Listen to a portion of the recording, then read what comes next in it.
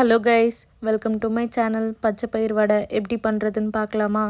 இதுக்கு வந்து ஒரு 4 கப்ஸ் ஆஃப் பச்சை பயிரை ஓவர் நைட்டே சோக் பண்ணி எடுத்திருக்கேன். நம்ம ஊற வச்ச பச்சை பயிரை இந்த மாதிரி மிக்ஸி ஜாருக்கு ஆட் பண்ணி கொரன்னு அரைச்சி எடுத்துக்கோங்க. லைக் எந்த எக்ஸ்ட்ரா வாட்டரும் ஆட் பண்ணாதீங்க, பிகாஸ் நம்ம ஊற வச்ச பச்சை பயிர்லேருந்தே லைட்டாக தண்ணி வந்து விடும். இந்த பதத்துக்கு கொரன்னு அரைச்சி எடுத்துக்கிட்டு ஒரு அரை துண்டு இஞ்சி வந்து ஆட் பண்ணிக்கோங்க. நான் வந்து ஒரு 2லேருந்து 3 பச்சை மிளகாய் வந்து ஆட் பண்ணியிருக்கேன். அப்புறம் ஒரு 2 மீடியம் சைஸ் பெரிய வெங்காயமும் ஆட் பண்ணிக்கோங்க.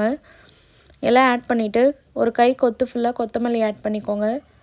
அதே அளவு வந்து கருவேப்பிலையும் ஆட் பண்ணிக்கோங்க. ஆட் பண்ணி முடித்ததுக்கப்புறம் ஒரு 2லேருந்து 3 ஸ்பூன் ஜீரகம் வந்து ஆட் பண்ணிக்கோங்க.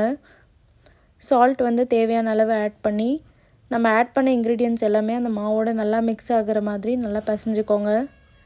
ஒரு 2 to 3 மினிட்ஸ் எல்லாத்தையும் ஒன்றா நல்லா மிக்ஸ் பண்ணி விட்டுட்டு ஒரு 5 to 10 மினிட்ஸ் அதை வந்து ஊற விட்டுருங்க.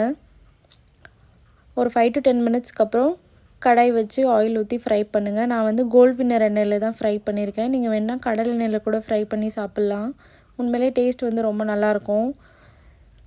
லைக் எப்பயுமே மெது வடை, பருப்பு வடை இந்த மாதிரியெல்லாம் ட்ரை பண்ணாமல் இந்த மாதிரி பச்சை பயிர் வடையும் ட்ரை பண்ணி சாப்பிட்டு பாருங்கள். உண்மையிலே டேஸ்ட் வந்து சூப்பராக இருக்கும். இது வந்து ரொம்ப ஹெல்தி ரெசிபின்னெல்லாம் சொல்ல மாட்டேன், பிகாஸ் ஆயிலில் ஃப்ரை பண்ணுறோம். ஒரு ஸ்நாக்காக சாப்பிட்ணுன்னா இது ஒரு நல்ல ரெசிபி.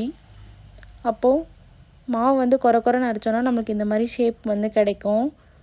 நீங்கள் வந்து எந்த ஷேப் வேணுமோ அந்த ஷேப்புக்கு கூட நீங்கள் ஃப்ரை பண்ணி போட்டு சாப்பிட்லாம். ஒரு 5 to 7 மினிட்ஸ் இது நல்லா இந்த மாதிரி மீடியம் ஃப்ளேமில் வச்சு ஃப்ரை பண்ணி எடுத்துருங்க.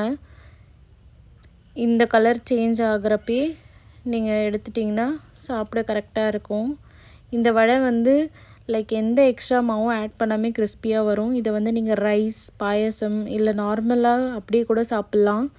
உண்மையிலே டேஸ்ட் வந்து ரொம்ப நல்லா இருந்தது. நீங்களும் ட்ரை பண்ணிவிட்டு எப்படி இருந்துச்சுன்னு மறக்காமல் கமெண்ட்ஸில் சொல்லுங்கள். தேங்க்ஸ் ஃபார் வாட்சிங்.